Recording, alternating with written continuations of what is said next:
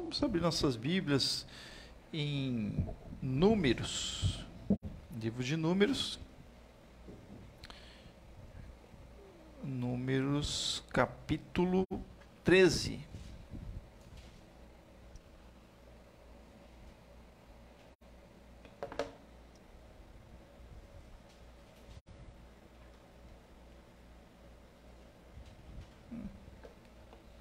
Números capítulo 13. Vou tentar aqui botar aqui.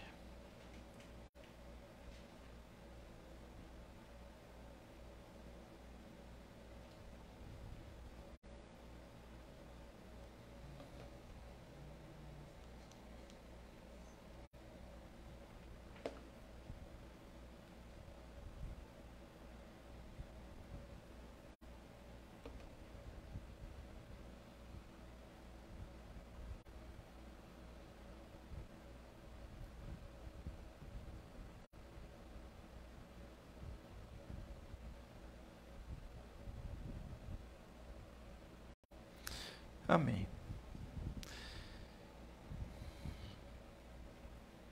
O Senhor disse a Moisés: envia alguns homens que espiem a terra de Canaã, que eu vou dar aos filhos de Israel. Envie um homem de cada tribo de seus pais, sendo cada qual chefe entre eles.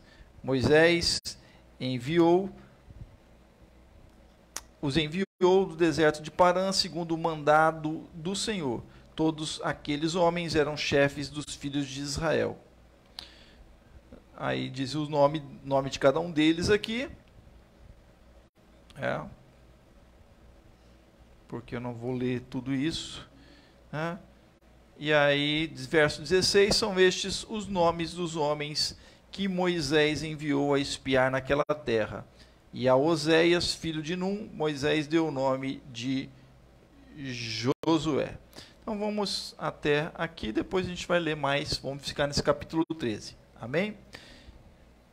Vamos orar mais uma vez. Pai, obrigado pela tua palavra, fale conosco através dela, usa-me conforme o teu querer, segundo o teu Espírito, eu te peço.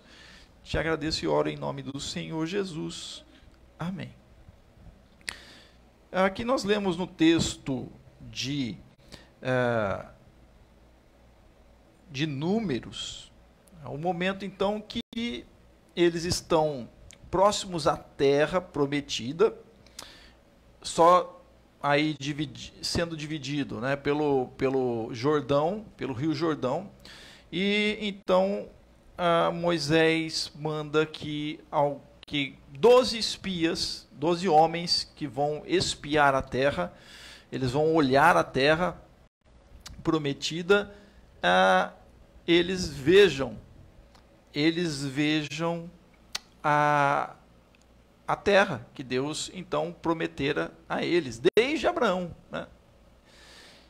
E aí são separados 12 homens, um de cada tribo, das 12 tribos dos filhos de Israel, dentre eles Josué, no qual nós lemos aqui, que vai ter uma grande importância, e também Calebe. Esses dois homens que tiveram uma grande importância neste momento e no momento posterior em que eles vão entrar na terra prometida. Deus dá uma promessa. Nós cantamos com Abraão, não cantamos? Que Deus fala: Abraão, sai da tua tenda.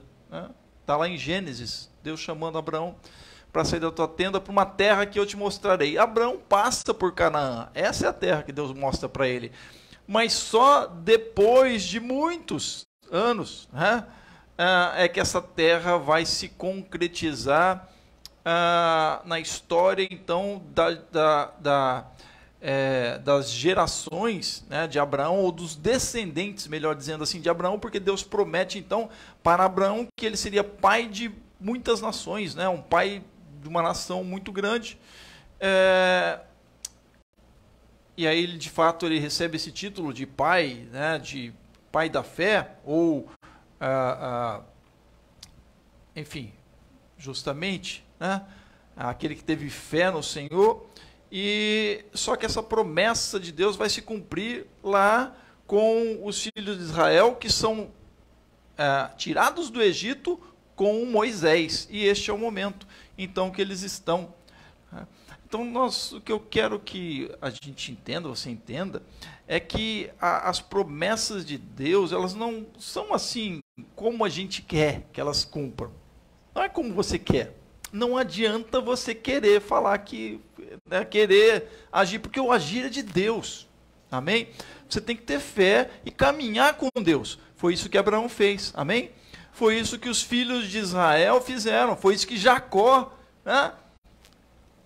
Jacó, filho de Isaac, que foi filho de Abraão, fez, andou e gerou os 12 filhos de Israel, que deram origem às 12 tribos de Israel, que num momento na história tiveram que ir para o Egito, lá com José, e foram salvos da seca, e depois estavam se perdendo lá no Egito, dentre os outros deuses, perdendo como nação. Deus falou para Moisés: Moisés, estou ouvindo lá o clamor deles, mas Deus tem outros planos, inclusive, é o plano original lá que Deus teve lá com Abraão.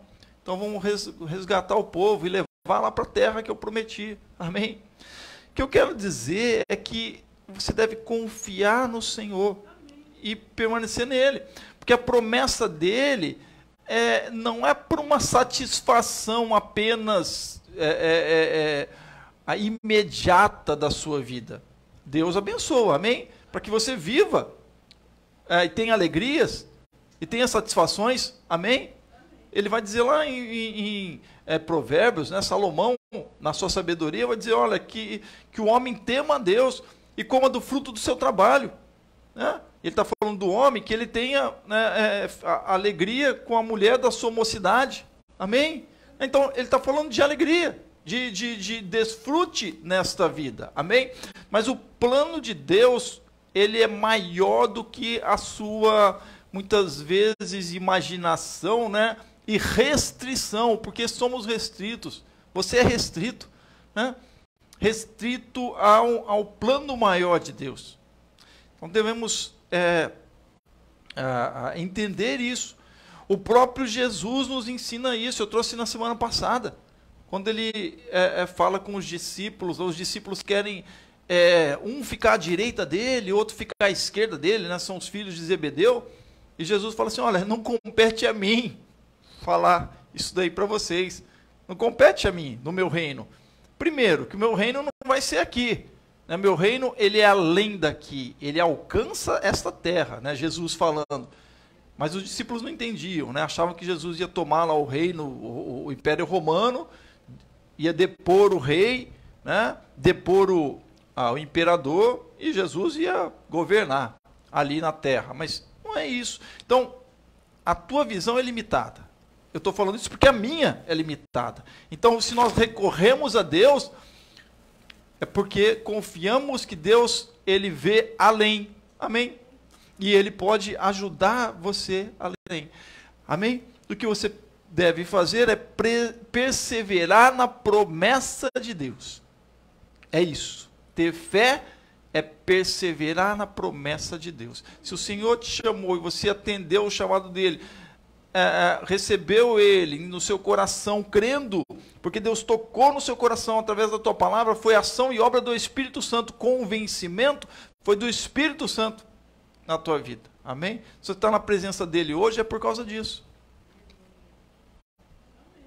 Deus não vai fazer e não vai atender capricho de ninguém. Pode ser o homem mais poderoso dessa terra.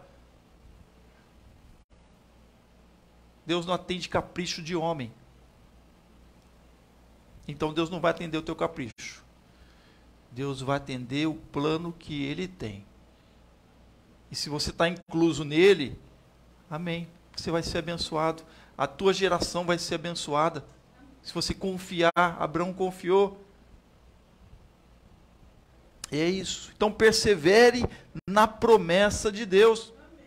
Esse é o título dessa mensagem de Números, no capítulo 13, do versículo 27 ao 33. Nós lemos o início ali, quando Moisés trata, mas agora a gente vai ler a partir do 27 até o 33. Então, para você perseverar na promessa de Deus, é necessário que você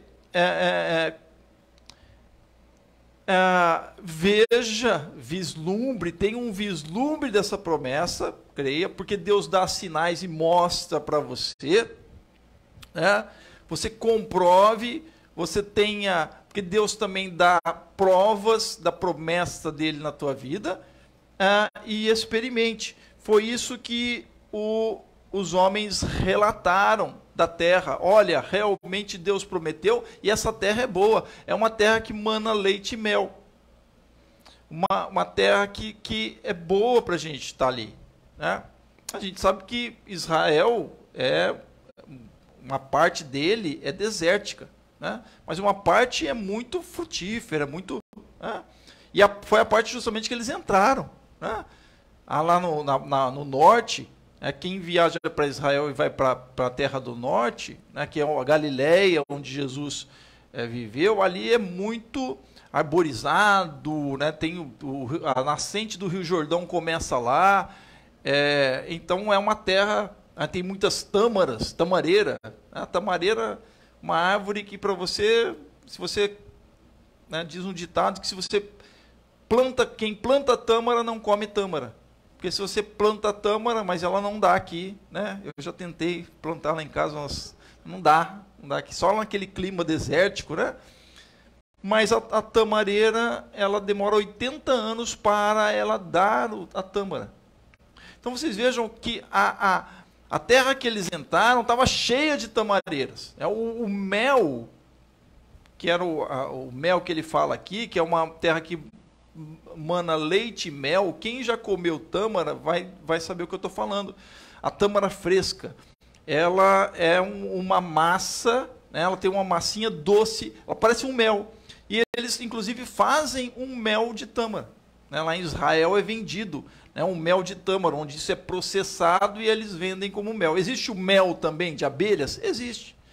Sim, existe, porque biblicamente a gente vê lá desde Sansão, né? Quando ele mata um leão, que ele vai produzir um enigma do que aconteceu com o leão, onde as abelhas fizeram ali no leão, naquela carcaça de leão, uma colmeia, e deu mel.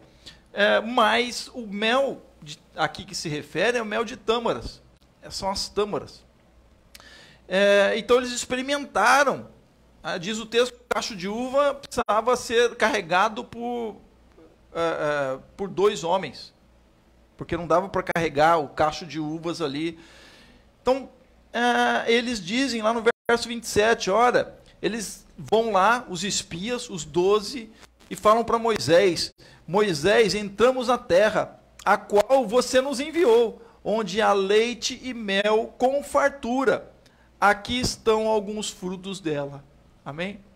Então, Deus na tua vida, nas promessas que Ele faz a você, Ele dá condição de você comprovar, Ele dá sinais de você estar onde Deus prometeu.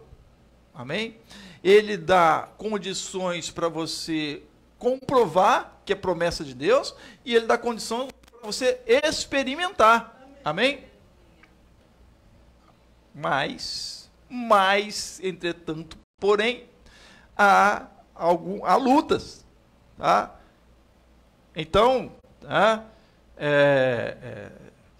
a gente tem que entender que neste mundo temos lutas. Você precisa entender isso, que você não vai viver um mar de rosas, né? Ninguém no mundo vive um mar de rosas, uma eterna condição de felicidade. Isso não existe para o ser humano. E a Bíblia, ela é justa, né, quanto a isso, quando Jesus diz que no mundo tereis aflições, mas tem de bom ânimo, eu venci o mundo. Então, o Senhor dá condições para que você, então, vença. Amém? Para que você, então, alcance essas promessas.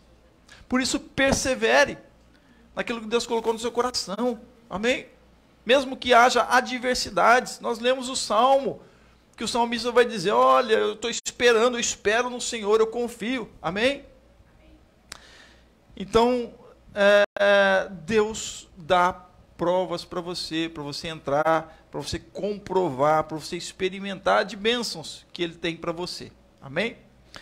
Por isso, vão haver adversidades? Sim, mas por isso você deve perseverar na promessa. E diante da promessa, né, ou diante, na verdade, das adversidades, você não pode paralisar. Não paralise diante das adversidades. Amém? No verso 28 e 29 nós lemos, do capítulo 13 de Números.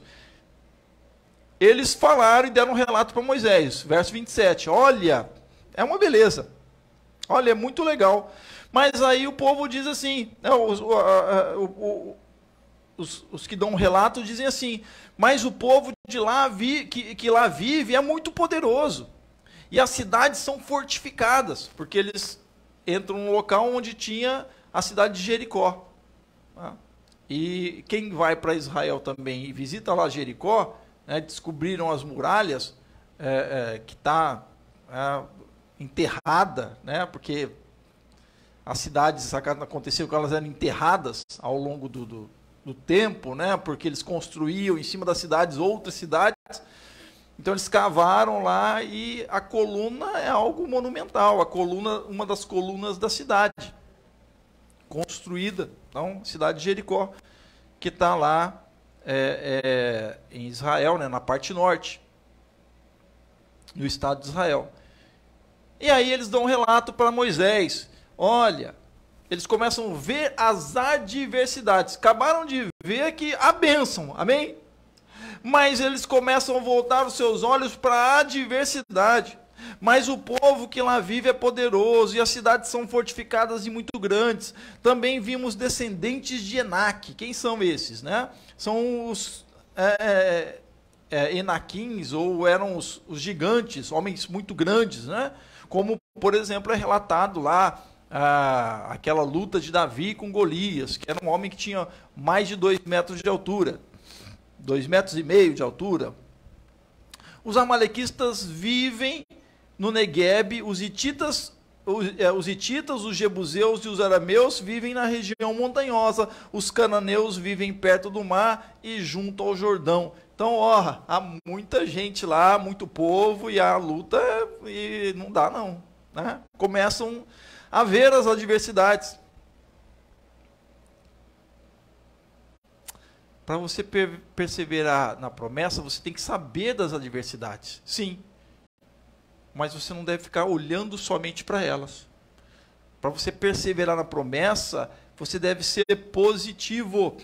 Amém? Confiar na promessa. Se o Senhor colocou, se você teve a chance de experimentar, se você teve a chance de comprovar, de estar lá, né? Naquele lugar, se você comprovou e experimentou, então Deus tem essa promessa para você. Amém? Seja positivo. E aí o verso 31 e 32 diz o seguinte: mas os homens que tinham ido com ele disseram: não podemos atacar aquele povo, é mais forte do que nós. E espalharam entre os israelitas um relatório negativo acerca daquela terra. Disseram: a terra para a qual fomos em missão de reconhecimento devora os que nela vivem. Todos os que vimos são de grande estatura.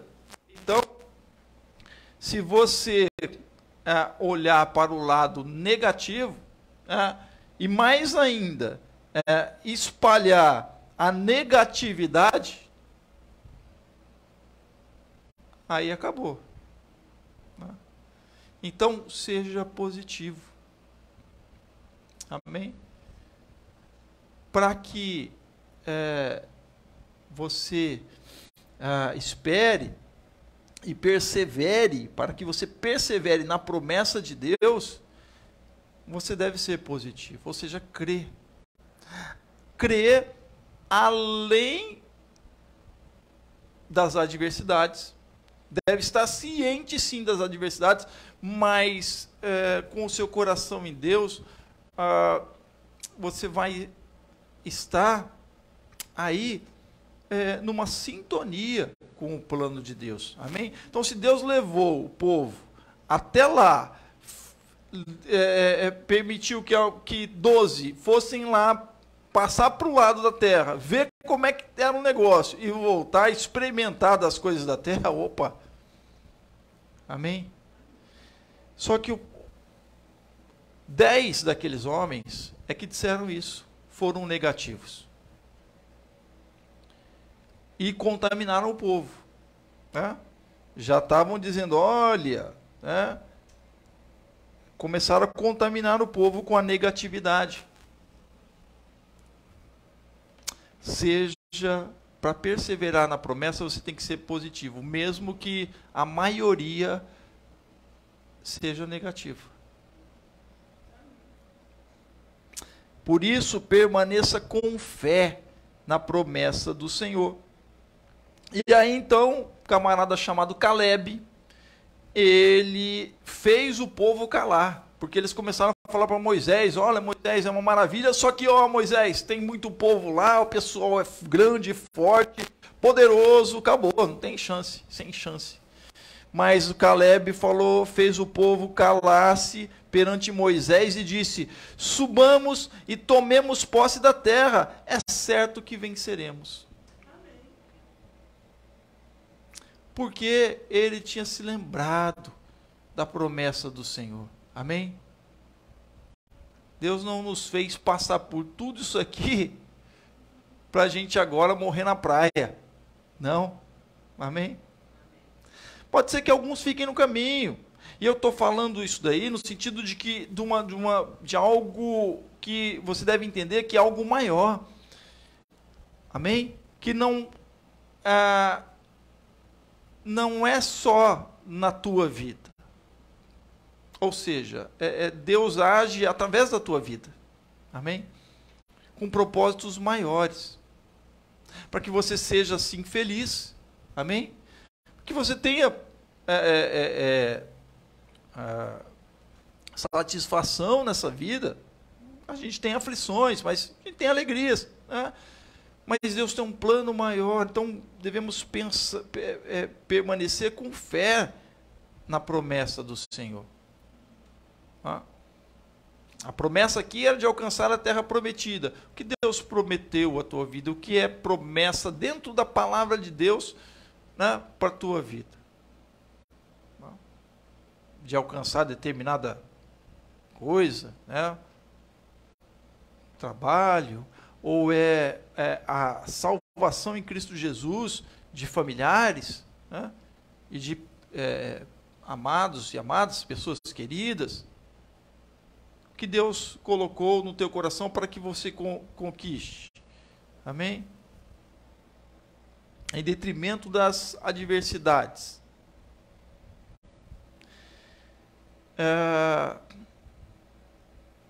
Então você deve permanecer com fé. No Novo Testamento, Romanos, o apóstolo Paulo, que viveu sua experiência de fé em Cristo Jesus, antes perseguidor dos cristãos, ele tem um encontro com o Senhor Jesus e ele passa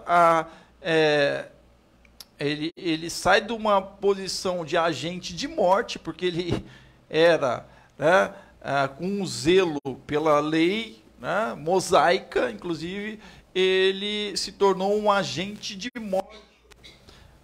Ele foi contra a vida, e contra a vida dos que eram de Cristo, né, dos cristãos que eram do caminho.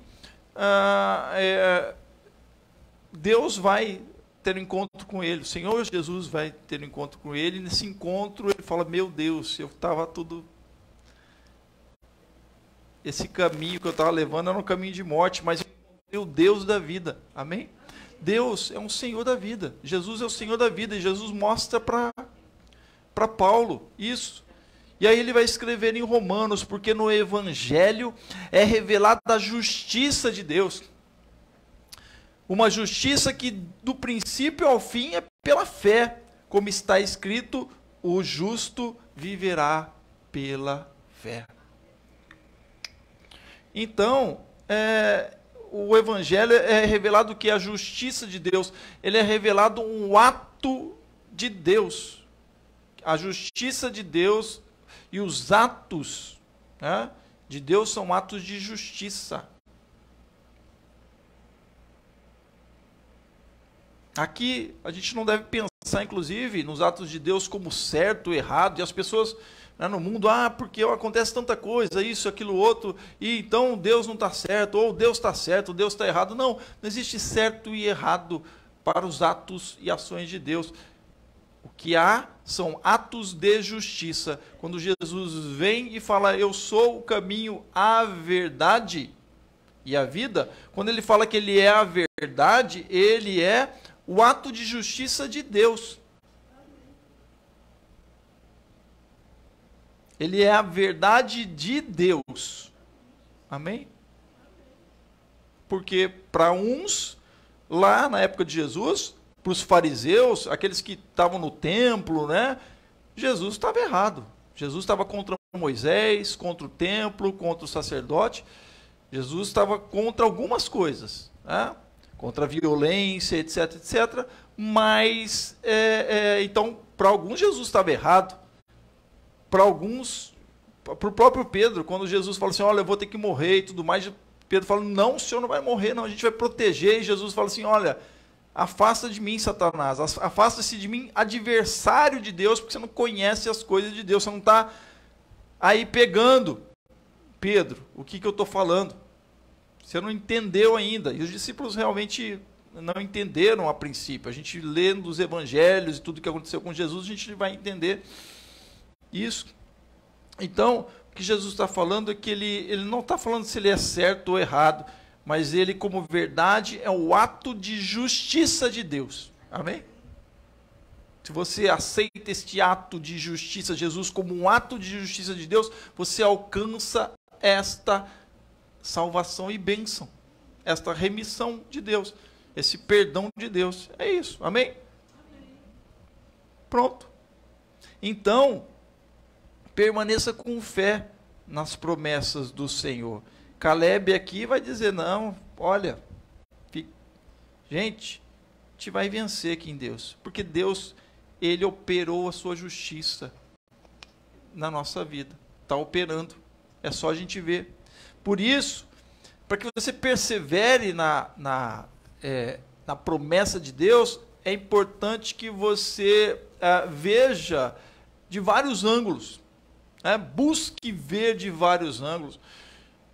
A gente tem aí, né, vivido algo muito interessante com radicalismos, né, de pensamentos, direita, esquerda, etc, etc. Mas a gente tem visto essas coisas que são mundiais, inclusive, né? E esses radicalismos, não há uma compreensão maior. Então você precisa conseguir olhar de vários pontos de vista, né?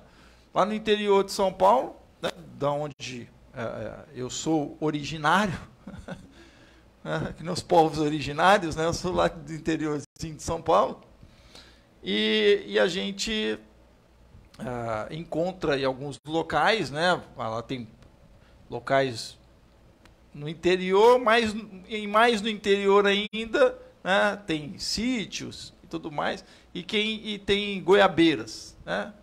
Quem conhece uma goiabeira? Estou falando isso porque a Tereza não conhecia goiabeira, mas eu mostrei para ela. Inclusive na casa da minha mãe nasceu uma goiabeira lá, né? E produziu, né? Tá lá, enfim. E aí então, né? Quem conhece a goiabeira sabe que da goiaba tem dois tipos de goiaba. Pelo menos o que eu conheço, uma goiaba branca e uma goiaba vermelha, isso. E a goiaba é algo que é muito interessante, porque você deve comê-la, né, e deve então estar atento, porque a goiaba é uma fruta muito gostosa, mas que ela é danada para dar uns bichinhos, né? Existe um tipo de inseto que põe ovos lá e o seu interior fica cheio de de larvas, né? Como é que chama? Lagarta. Né? Então são larvas. Né?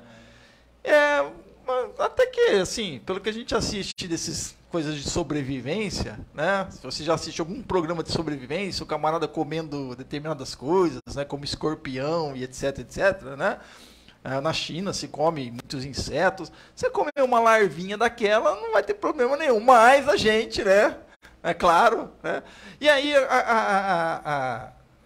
a goiaba é o seguinte, você tem que olhar todos os lados dela, porque se você vê um furinho, né, você já sabe que ali tem. Porque se você pegar logo a goiaba e dar uma dentada, se você vê meia larva, significa que você já comeu a outra parte da larva. Você vê meia larva lá. Então temos que ter uma visão de tudo, né? De tudo. Você olhar lá, opa, essa aqui, então melhor não, é branca. Normalmente a goiaba branca é que dá mais, né? Me corrijam aí, os irmãos que conhecem, a goiaba branca é que mais dá a larva, tá? Então você deve observar, então você vai estar comendo aí, ó, a metade da larva. E às vezes você não quer comer uma metade de uma larva, mas porque você está com uma visão aí que não importa, né? Não, eu tô com essa visão, não importa se isso se é verdade, se é mentira, se não, isso não importa. O que importa é esta ideia e acabou. Então, cuidado. E é nas coisas de Deus, se você perseverar na promessa de Deus, você tem que mudar a sua visão, buscar ao Senhor. Eles vão dizer lá no verso 33, vimos também os gigantes e os descendentes de Enaque, diante de quem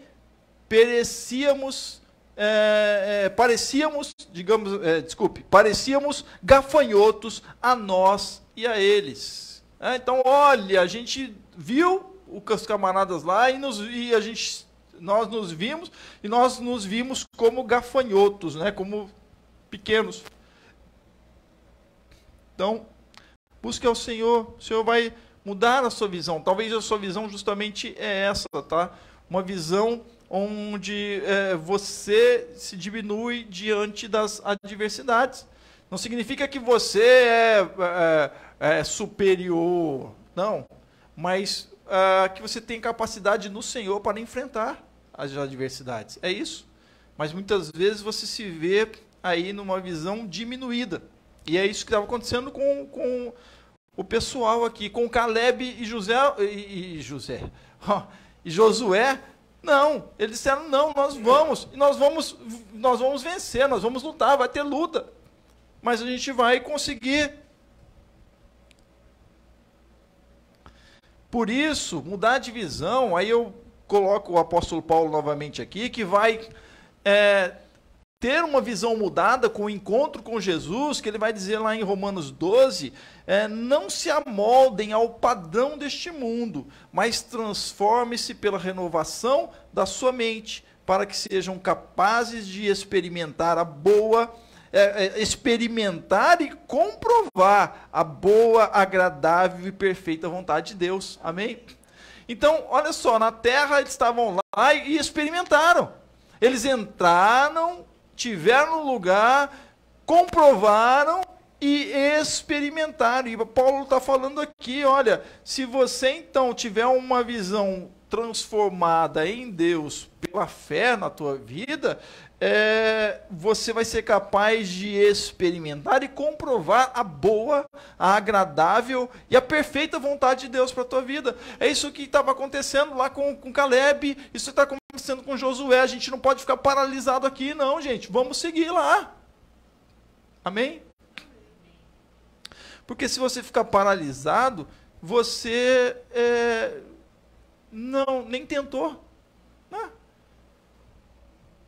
O que adiantou? Então, não é verdade? E Deus os abençoou. E está aí o Estado de Israel, que pela história nós vimos que tentou ser eliminado, né? Várias vezes. Está aí. E também talvez tua vida. Olha só, você não partiu ainda. A gente tem graças a Deus, em Cristo Jesus, a alegria de sabermos que se estamos neste mundo, e o Paulo nos ensina isso, né, pela sua palavra, se eu estou neste mundo, amém, eu me alegro por estar com as pessoas, estar com os irmãos, estar aqui, né, mas se eu partir, amém, eu me alegro, porque eu estarei com o Senhor. E Paulo fica dividido, né? Eu não sei se é melhor eu ficar aqui, porque é legal, porque assim eu passo lutas, mas ou estar com o Senhor, que eu almejo tanto, porque é a promessa do Senhor, amém? O que você não pode é, meu Deus, me tira logo deste mundo aqui e tudo mais, não, por quê? Porque no mundo tereis aflições, mas Deus tem um plano sim, para a tua vida e através da tua vida também, amém? Então, segura aí, pode estar difícil, pode estar, mas o Senhor está contigo. É o que é o que Caleb e Josué falam, não gente, olha só povo, vambora, vamos lá, vai que é tua, vai que é nossa. Então,